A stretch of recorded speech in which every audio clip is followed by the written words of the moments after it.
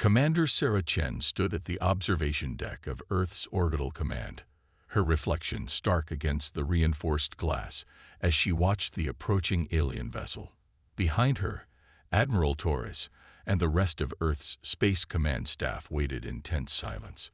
This was humanity's moment of acceptance into the galactic community, or so they'd been told.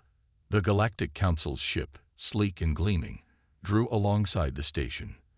From its hangar emerged what the Council claimed was humanity's welcome gift, the Star Wanderer. Sarah's jaw tightened as she took in the vessel's appearance. Its hull was a patchwork of mismatched metals, some sections clearly salvaged from different ships entirely. The navigation lights flickered erratically, and one of the engine pods seemed to be held together by little more than hope and emergency welding. "Quite the statement they're making," Admiral Torres muttered, voicing what everyone was thinking. The gift was clearly meant to put humanity in its place. High Counselor Vexthor, a towering figure with iridescent scales and 4 arms, stood nearby with what passed for a smile among his species. "The Star Wanderer has served many emerging civilizations well," he said smoothly. "It's tradition to pass it along to the newest members of our community." Sarah noticed he didn't mention how long ago the last emerging civilization had received it, or what had become of them. She kept her expression neutral as she asked, "When can our engineering teams begin their inspection?" "You have 2 standard cycles," Vexthor replied. "The Council expects the ship to be operational and crewed by then. We're quite busy, you understand." After the Council delegation departed, Sarah gathered Earth's top engineers in what had once been the Star Wanderer's mess hall. The room's atmospheric recyclers wheezed like they were on their last legs, and half the lighting panels were dead. Dr. Maya Patel, Earth's leading expert in quantum mechanics, was already deep in her diagnostic readings. "Commander," she called out, her voice a mix of frustration and intrigue. "You need to see this." Sarah made her way through the cramped space, stepping over bundles of exposed wiring. Maya's holographic display showed the ship's power core, an ancient design that predated even the Council's records. "This quantum matrix," Maya continued, "it's inefficient by modern standards, but look at these harmonic patterns." She highlighted a series of energy signatures that pulsed through the core. "I've never seen anything quite like it. The crystalline structure seems to be generating some kind of resonance field." Lieutenant James Rodriguez, their weapons specialist, leaned in closer. "Those energy patterns, they look almost like the theoretical models for shield penetration we've been working on." Sarah felt a familiar spark of inspiration. The Council thought they were being clever, dumping their space junk on the primitive humans. But they'd forgotten something crucial about Earth's history. Humans had always excelled at taking outdated technology and revolutionizing it in ways no one expected. "Dr. Patel," Sarah said, "how long would it take to modify this power core? Not to bring it up to modern standards, to take it somewhere entirely new." Maya's eyes lit up with understanding. "With a full engineering team working in shifts, maybe 6 weeks. We'd need to keep the original housing intact to maintain appearances, but inside," she gestured to the harmonics display, "we could turn these resonance patterns into something nobody in the galaxy has seen before." "Do it," Sarah ordered. "Lieutenant Rodriguez, I want you working with Dr. Patel. The Council expects us to spend the next 2 cycles making this ship barely functional. Instead, we're going to turn their insult into the most advanced vessel in the galaxy." She looked around at her team. "But everything we do stays hidden. As far as the Council knows, we're just grateful primitives trying to get our hand-me-down spaceship working." As her team dispersed to begin their work, Sarah stood alone in the mess hall, looking out through a viewport at Earth gleaming below. The Council thought they were teaching humanity humility. Instead, they were about to learn a lesson about underestimating human ingenuity. The next 6 weeks were a carefully choreographed dance of deception and innovation. On the surface, engineering teams made obvious repairs. patching hull breaches, replacing burned-out systems with Earth's primitive technology, and generally maintaining the Star Wanderer's appearance as a barely functional relic. But in the ship's heart, a revolution was taking place. Maya's team worked in shifts around the clock, modifying the quantum core's crystalline structure to amplify its unique resonance patterns. Rodriguez's weapons team integrated the enhanced energy signatures into a completely new type of offensive system, one that could bypass any known shield technology by matching and inverting its frequency patterns. They kept the old, patched hull as a disguise, but underneath they reinforced it with a lattice of Earth's newest carbon polymer composites. The flickering navigation lights remained, hiding cutting-edge sensors that could track ships through hyperspace. Every primitive repair on the surface concealed something revolutionary beneath. Sarah walked through her ship on the final day before the Council's inspection, marveling at how her team had transformed it while maintaining its decrepit appearance. The Star Wanderer was now a wolf in sheep's clothing, representing the best of human ingenuity and determination. As she stood on the bridge, watching her crew run final systems checks, Sarah allowed herself a small smile. The Council had tried to put humanity in its place with their gift. Soon enough, they'd learned just what kind of place that really was. The Star Wanderer drifted through its first test flight, appearing to all outside observers as exactly what the Council expected, a barely functioning relic struggling to maintain basic operations. Commander Sarah Chen watched with satisfaction as passing merchant ships gave them a wide berth, clearly assuming they were just another primitive species learning the basics of space travel. Deep in the ship's engineering section, Dr. Maya Patel monitored readings that would have shocked those same merchants into silence. The quantum core hummed with power levels that shouldn't have been possible, its modified crystalline structure channeling energy in ways that defied conventional physics. Energy efficiency at 300% above theoretical maximum, Maya reported, her voice tight with excitement. The harmonic resonance is perfectly stable. We've done it, Commander. Lieutenant Rodriguez stood at his newly designed weapons console, disguised as an outdated maintenance terminal. Shield penetration simulations are showing 100% success rate against all known defensive configurations. The quantum resonance literally makes their shields think our energy signature is part of their own system. Sarah allowed herself a moment to appreciate just how far they'd come. In 6 weeks, they turned the galaxy's worst starship into something unprecedented, but their work was about to face its first real test. Long-range sensors detecting multiple vessels approaching from the Carina sector, announced Lieutenant Emma Foster from her station. The primitive sensor displays showed nothing, but beneath the obsolete interface, Earth's most advanced detection systems were painting a clear picture of the situation. Identification, Sarah asked, though she already suspected the answer. Marauders, Emma confirmed. 3 heavy cruisers, probably looking for easy targets, and from their trajectory, she paused, checking her readings. They'd spotted us. Perfect, Sarah thought.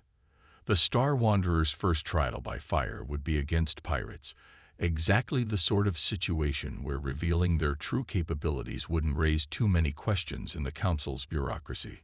All hands to battle stations, Sarah ordered, but maintain our current power signature. Let them think we're helpless. The Marauder ships approached rapidly, their sleek hulls bristling with weapons. Their leader's transmission crackled through the bridge speakers, filled with the usual arrogance of those who preyed on the weak. "Attention, primitive vessel," the Marauder captain sneered. "Your ship and cargo are now property of the Free Stars Coalition. Prepare for boarding, and we may let your crew survive as laborers." Sarah signaled Rodriguez to keep weapons passive but ready. To the Marauders, she transmitted back exactly what they'd expect from a frightened, inexperienced crew. "Please, we're just a training vessel. We have nothing of value." The Marauders moved closer, their formation spreading out to surround the apparently helpless Star Wanderer. At precisely the right moment, Sarah gave the order. Now. The transformation was instant and beautiful. The Star Wanderer's stuttering power signature suddenly crystallized into a perfect harmony of energy. Before the Marauders could react, quantum resonant beams lanced out from ports that had appeared to be simple hull patches. The pirates' shields, supposedly among the strongest in known space, might as well have been missed. The resonant energy passed through them as if they didn't exist, precisely targeting engines and weapon systems with surgical precision. Within 30 seconds, all 3 Marauder ships were drifting, their main systems offline. Their crews were alive but thoroughly shocked, watching helplessly as the decrepit vessel they tried to prey upon now held them completely at its mercy. Channel open to all 3 ships, Emma reported. Sarah stood, allowing herself to savor this moment. This is Commander Chen of the Earth vessel Star Wanderer. Your ships are now under our control. We'll be happy to escort you to the nearest Council security station, where you can explain to authorities exactly how a primitive vessel managed to defeat 3 modern warships. The stunned silence that followed was broken only by Maya's quiet laughter from her engineering station. Should we tell them their shields failed because we're using technology so old and modified that modern systems don't even recognize it as a threat? Let them wonder, Sarah replied with a smile. Sometimes the best innovations come from thinking so far outside the box that others don't even realize there is one. As they began the process of securing the Marauder ships for transport, Sarah reflected on the irony of their situation. The Council had given them this ship expecting it to keep humanity humble and dependent. Instead, it had become a symbol of human ingenuity, proof that sometimes the most powerful innovations come from working with what others consider worthless. The Star Wanderer's true capabilities would remain hidden for now, revealed only in carefully chosen moments like this one. But Sarah knew that someday soon, the galaxy would learn just what humanity could do with a little inspiration and the determination to prove everyone wrong. Set course for the nearest Council station, she ordered. Let's show them what their gift can really do, one small revelation at a time. The Star Wanderer moved smoothly through space, its patched hull and flickering lights concealing power that would reshape the galaxy's understanding of what was possible. And deep in its quantum heart, ancient crystals sang with energy in ways their original builders had never imagined, transformed by human innovation into something entirely new. The news arrived during what should have been a routine patrol near the Edge territories. Commander Sarah Chen sat in her ready room aboard the Star Wanderer, reviewing the encrypted transmission from Earth Command with growing concern. The Kryvax Empire has crossed the neutral zone, Admiral Taurus's hologram reported grimly. 3 colony worlds have already fallen under their control. The Council claims they can't intervene without proper documentation of treaty violations. Sarah's hands tightened on her desk. The Kryvax were known throughout the galaxy as expansionists who preyed on younger civilizations, always staying just within the letter of Council law while violating its spirit. They'd been watching Earth's territory since humanity joined the galactic community. What are our options? Sarah asked, already suspecting the answer.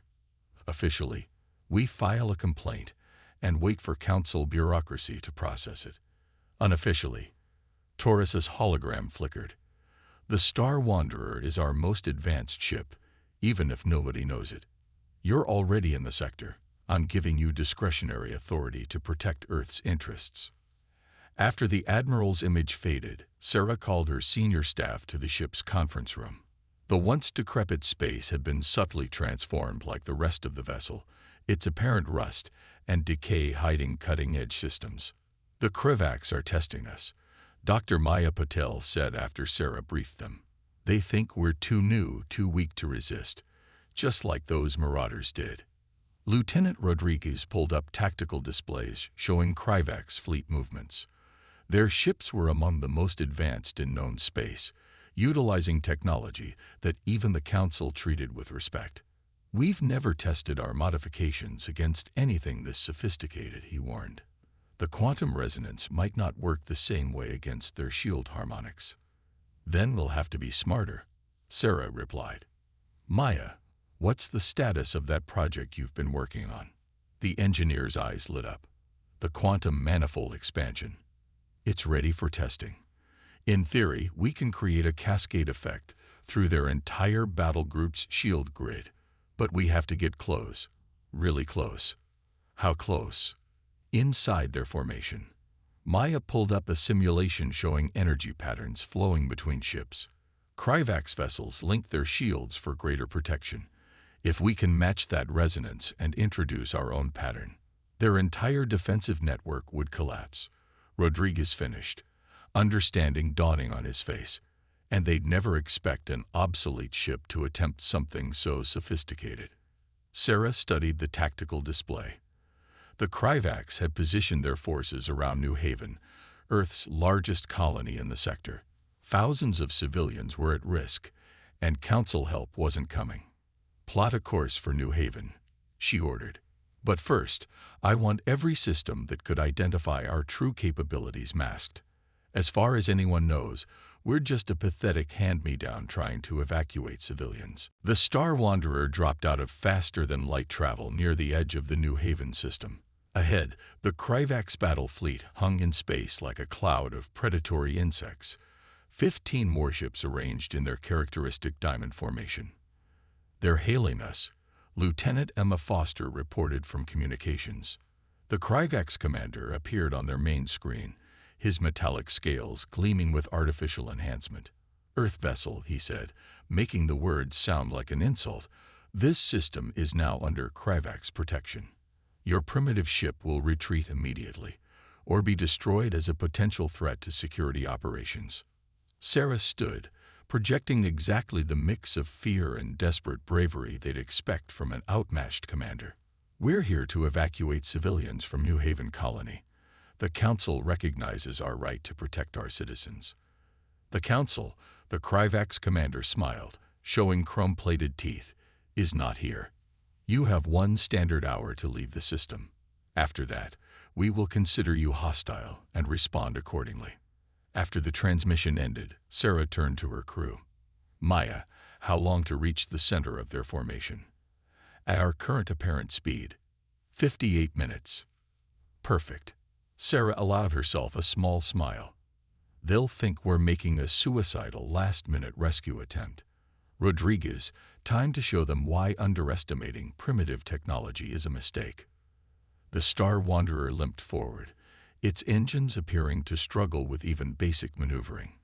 The Kryvax fleet watched with predatory amusement as the battered ship made its way toward New Haven, apparently ignorant of the trap it was entering. Beneath the carefully maintained facade of decay, however, the ship's quantum core pulsed with power that would have stunned the Kryvax commander into silence. Every apparent malfunction was precisely calculated, every system primed for what would either be their greatest triumph or their last stand. Sarah watched the distance markers count down and gave the order that would change everything. "Begin the resonance cascade." The Star Wanderer drifted into the heart of the Kryvax formation like a wounded animal stumbling into a predator's den. From their warships, the Kryvax commanders watched with mixture of contempt and amusement as the battered vessel made its seemingly suicidal approach. In the Star Wanderer's engineering section, Dr. Maya Patel's fingers danced across her console, making microscopic adjustments to the quantum core's resonance frequencies. "Reading their shield harmonics now," she reported. "Their integration is even more sophisticated than we thought. The entire fleet's defensive grid is synchronized to within a picosecond." "Can we match it?" Sarah asked, her voice steady despite the tension evident on the bridge. Maya's eyes never left her displays. "Match it? We can do better. Their synchronization is their weakness. It means one disruption will cascade through the entire network. Quantum core at full power, resonance patterns aligned. Ready on your mark, Commander." On the tactical display, the Kryvax ships began to move, tightening their formation to trap the apparently helpless Earth vessel. Their commander appeared on screen again, his enhanced features twisted in a sneer. "Your time has expired, humans. Congratulations on proving yourselves even more foolish than we expected. Your destruction will serve as an excellent example to other primitive species who don't know their place." Sarah stood, allowing a hint of her true confidence to show through. "Actually, I think we're about to give the galaxy a very different kind of lesson. Now, Maya. The Star Wanderer's transformation was immediate and stunning. Its flickering external lights stabilized into a brilliant globe as the quantum core unleashed its full power. The crystalline matrix, modified far beyond its original design, began to sing with energy that defied conventional physics. Resonance cascade initiating, Maya announced, her voice tight with concentration. Phase 1, Phase 2, Phase 3 complete. Shield penetration in 3, 2, 1. The effect rippled through space like a wave through water. The Kryvax ship's linked shields, supposedly impenetrable when combined, began to fluctuate as the Star Wanderer's quantum field introduced its own harmonic pattern into their network. It was like introducing a new note into a perfect chord, one that changed the entire composition. Impossible. The Kryvax commander's face showed real fear for the first time. Their weapons aren't even registering on our sensors. How are they? That's the beauty of it, Sarah interrupted, allowing herself a small smile. We're not using weapons your sensors can detect. We're using technology so old, so fundamentally modified, that your modern systems don't even recognize it as a threat.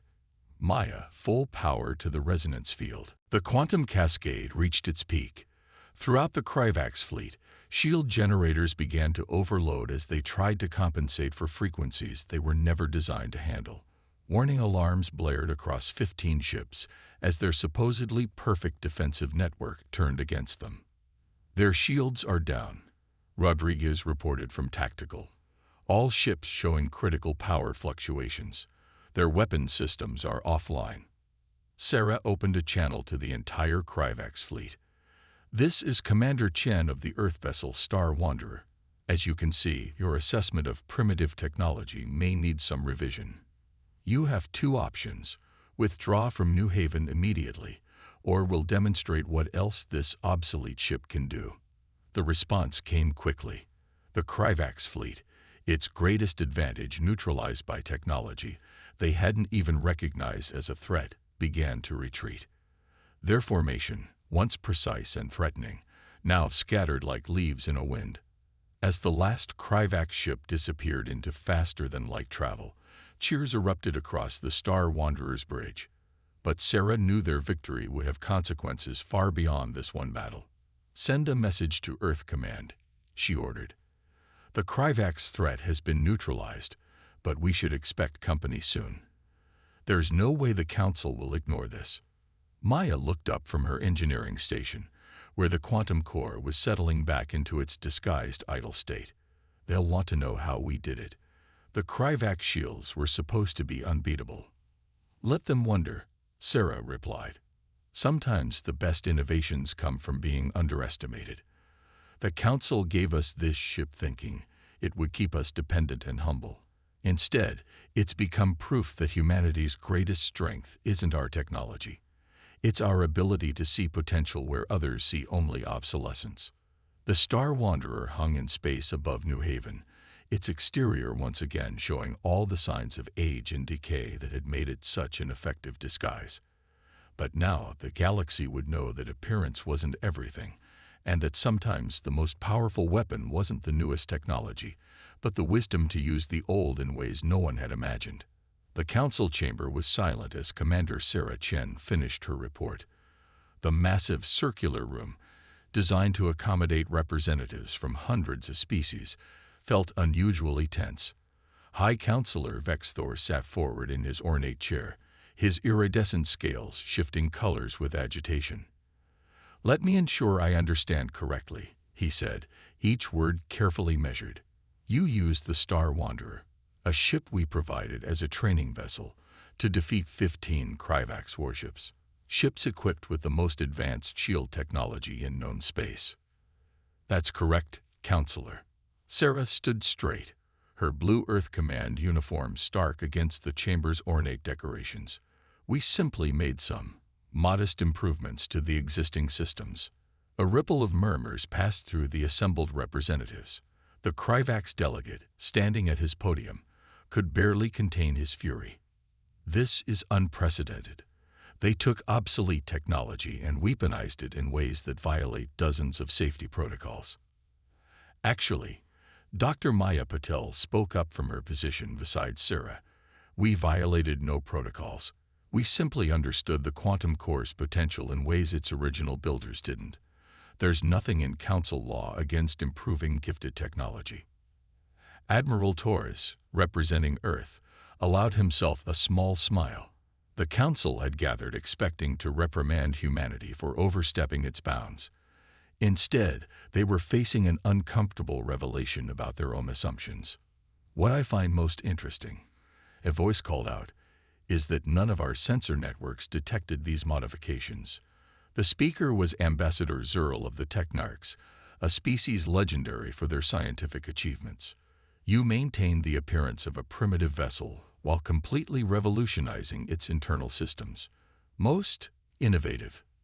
Innovation born of necessity, Sarah replied. When you're given what others consider worthless, you learn to see potential where they see only limitations. Vexthor raised a hand for silence as debate broke out among the delegates. The question remains, what are we to do about this? Humanity has proven itself more resourceful than anticipated, but you're still one of the youngest species in the council. Perhaps, Admiral Torres suggested, that's exactly why we succeeded. We approached the Star Wanderer without preconceptions about what was or wasn't possible. Where others saw an obsolete relic, we saw opportunities. Maya stepped forward, activating a holographic display in the center of the chamber. We're prepared to share some of our modifications with the Council. The quantum resonance technology we developed has applications far beyond defense. It could revolutionize everything from medical scanning to deep space exploration. The chamber erupted in excited discussion. The Kryvax delegates' protests were drowned out by others clamoring to learn more about the humans' innovations. Sarah watched with satisfaction as the Council's attitude shifted from condescension to genuine interest. There will need to be oversight, Vexthor declared finally. Proper documentation, safety reviews. He paused, looking directly at Sarah. But it seems we may have underestimated humanity's potential contribution to the galactic community. That's been happening a lot lately, Sarah said with a slight smile. We've gotten used to it. In the weeks that followed, the Star Wanderer became a symbol of humanity's emergence as a serious power in galactic politics. The ship that had been given as an insult was now studied by engineers from dozens of species, all eager to understand how humans had seen possibility where others saw only obsolescence. The Kryvax Empire, humbled by their defeat, withdrew from their aggressive expansions. Other powers throughout the galaxy began reassessing their attitudes toward primitive species, and in the shipyards of Earth, engineers began applying their newfound knowledge to a new generation of vessels that combined the best of old and new technologies. Sarah stood on the observation deck of Earth Command, watching as the Star Wanderer underwent its official refit. The old patches and dents were finally being repaired, its true capabilities now proudly displayed rather than hidden. Besides her, Maya studied readings from the quantum core, still finding new possibilities in its ancient crystals. The Council's sending us on a diplomatic tour, Sarah said. They want us to visit other emerging civilizations, share what we've learned. Maya looked up from her datapad. Teaching others to see potential in the overlooked. Seems appropriate. They still don't quite understand how we did it, Sarah mused. Not just the technical modifications. They don't understand how we could look at their cast-off gift and see something revolutionary. That's humanity's real gift, Maya replied. We've never let anyone else define our limitations. When they give us scraps, we build starships. When they expect us to follow, we find new paths. That's what the Council really learned from all this. The Star Wanderer's quantum core pulsed with its distinctive energy signature, no longer hidden but proudly displayed. The ship that had been meant to humble humanity had instead become a testament to human ingenuity and determination. And throughout the galaxy, species young and old were learning an important lesson. Never underestimate those who see possibilities where others see only the past.